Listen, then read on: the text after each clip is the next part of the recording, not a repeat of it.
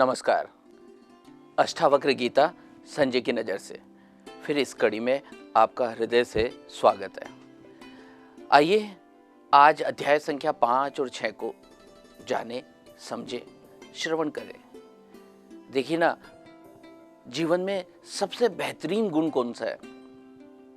आप भी सोचते होंगे, आप कभी सोचते होंगे कि सत्य बोलना, कभी आपको लगता होगा प्रेम शायद जीवन का अद्वितीय गुण है। पर ये जब हम अध्याय संख्या 1, 2, 3 और 4 और अब 5 और 6 की चर्चा कर रहे हैं, तब तो एक ही बात समझ में आ रही है, और ये राजा जनक से एक बहुत गहरी सीख है। सबसे बड़ा गुण है धैर्यपूर्वक सुनना, क्योंकि जब हम धैर्यपूर्वक सुनते हैं तो सब समझ आ जाता है। एक गुण आए और सारे गुण स्वतः ही चले आते हैं, क्योंकि जब सुनते हैं तो ज्ञान हमारे भीतर उतरता है, और ये सुनना कितना आवश्यक है। और राजा जनक में ये अद्भुत गुण है। जरा कल्पना करिए, एक 12 साल के बच्चे के सामने एक वयोवृद्ध व्यक्ति कितनी सहजता से सुन रहा है। अगर हमारे सामने कोई छोटा बच्चा बोले तो हम तो शायद उसे चुप ही करा देंगे, हम उसे बोलने ही नहीं देंगे। और उसके सामने धैर्यपूर्वक सुनना, मुझे लगता है ये एक अद्वितीय गुण है जो राजा जनक से सीखा ही जाना चाहिए। अब अध्याय संख्या 5 में अष्टावक्र फिर बोलते हैं, क्योंकि अष्टावक्र अभी और चेक करना चाहते हैं। कई बार आपने सोचा होगा कि आपके टीचर आपसे दूर चले गए। टीचर दूर नहीं जानते, बल्कि वो आपकी मैच्योरिटी को देखते हैं। अगर आप में क्षमता है तो वो आगे और बोले, और अगर आप में क्षमता नहीं है तो बस अब बंद करें। अष्टावक्र भी कुछ ऐसा ही समझ रहे हैं। राजा जनक की क्षमताओं को चेक कर रहे हैं। उनमें सुनने की क्षमता, उनमें जानने की उत्सुकता, उनमें ज्ञान है, मुक्ति है, वैराग्य है, या अभी समझ आया है, या उनका अहंकार अभी भी बना हुआ है। मुझे लगता है यही टीचिंग का सही तरीका है। इसी से बेहतर शिक्षण किया जा सकता है। अध्याय संख्या 5 में वो और सूक्ष्म उतरते हैं। आइए जरा थोड़ा बैकग्राउंड में चलते हैं। देखिए, इस दुनिया में 2 तरह के गरीब होते हैं, या यूं कहे कि 2 तरह के याचक होते हैं। एक जो सड़क पर बैठकर भीख मांगते हैं, और एक याचक और भी होते हैं जो बंद कमरे में भीख मांगते हैं, जो सिर्फ याचना करते रहते हैं, कुछ पाने की, कुछ लेने की। पर दोनों याचक ही नहीं है, दोनों याचक है। चाहे बंद कमरे में मांगे, चाहे खुले में मांगे, याचना करने वाला याचक ही है। और इसी तरह से 2 तरह के अमीर होते हैं। एक वो अमीर जो बस इकट्ठा किए जा रहा है, और एक वो अमीर जो लुटाए जा रहा है। लेकिन दोनों में तो एक बात तो सामान्यतः देखी जा सकती है, और वो है अहंकार। देने का भी अहंकार होता है, मैंने दिया।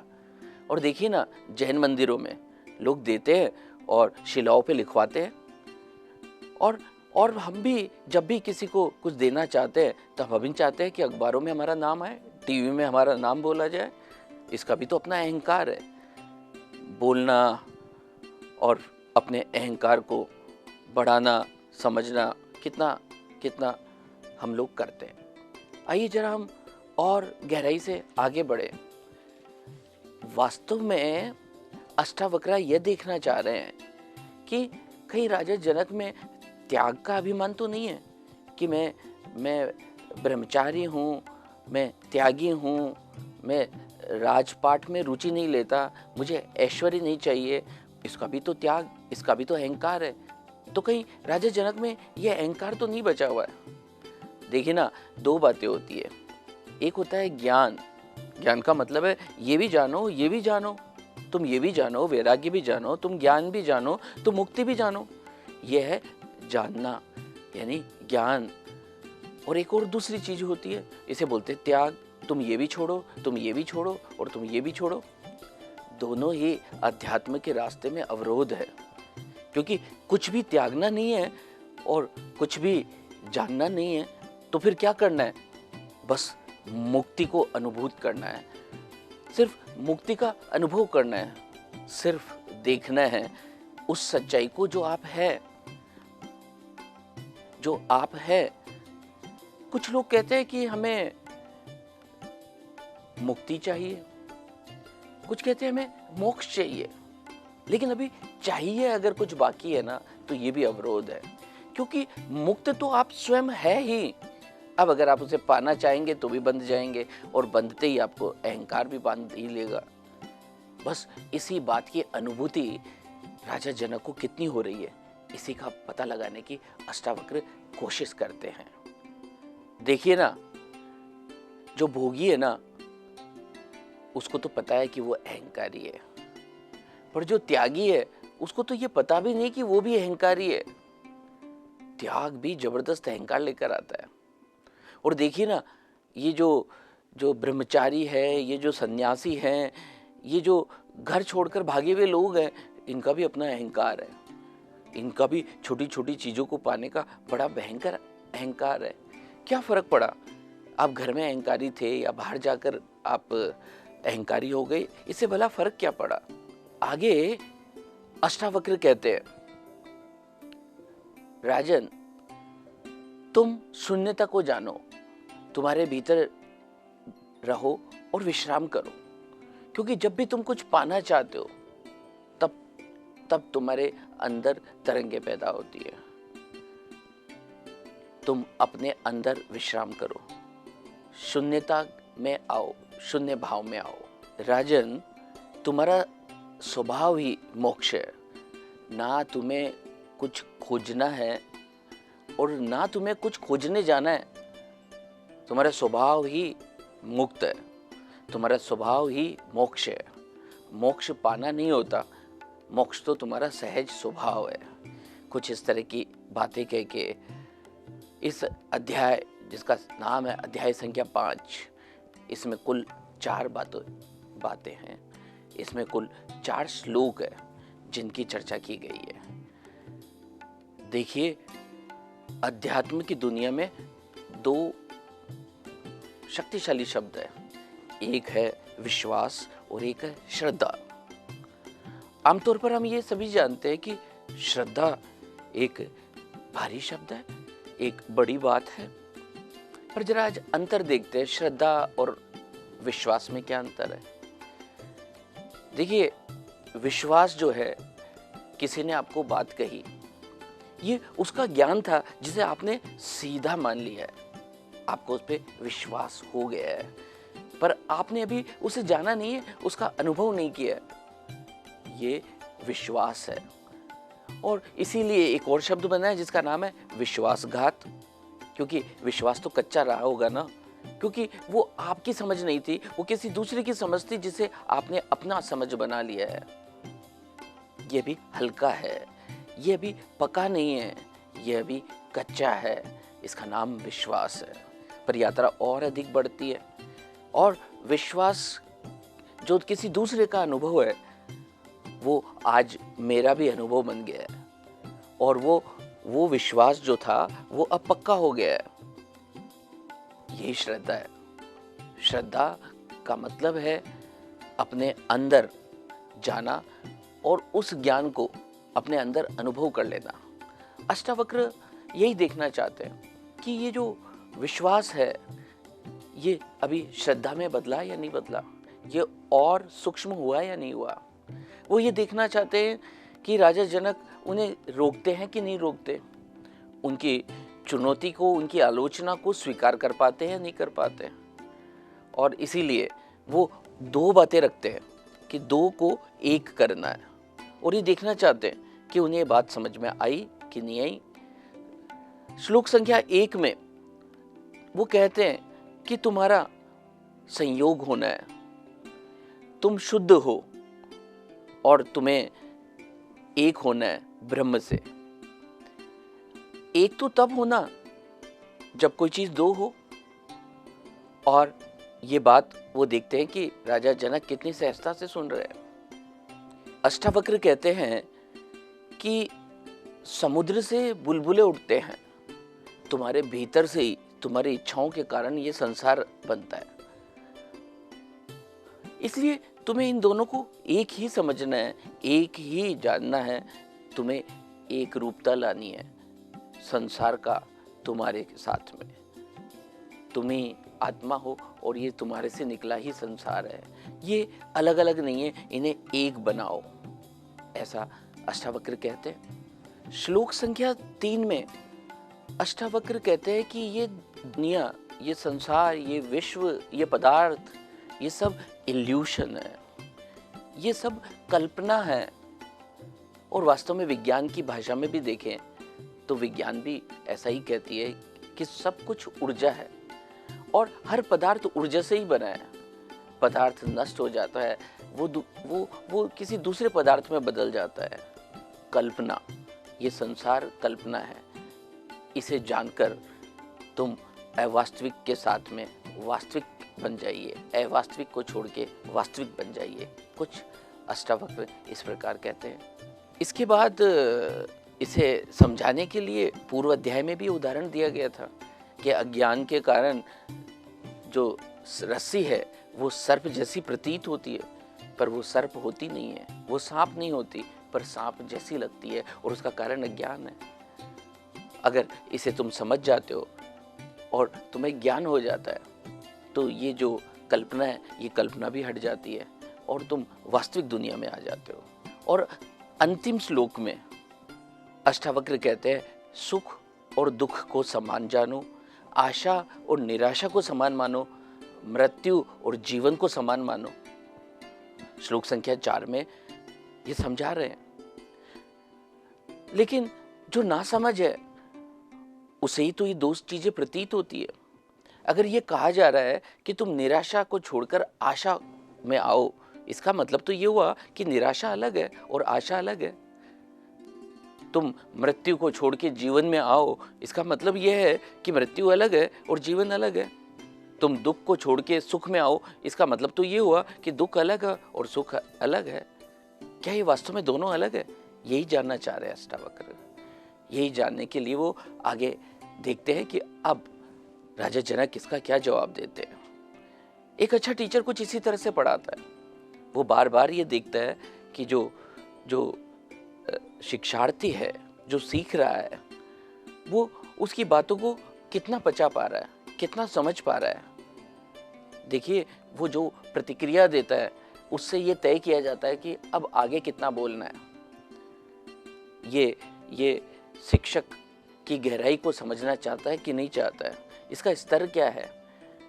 इसलिए हम देखेंगे कि कुछ विद्यार्थी बहुत अधिक सीख जाते हैं और शिक्षक उनमें रुचि लेते हैं, और कुछ को पढ़ाई से रोक दिया जाता है, कुछ को पढ़ाना बंद कर दिया जाता है, और कुछ लगातार ही पढ़ते जाते हैं, और अधिक और अधिक और अधिक।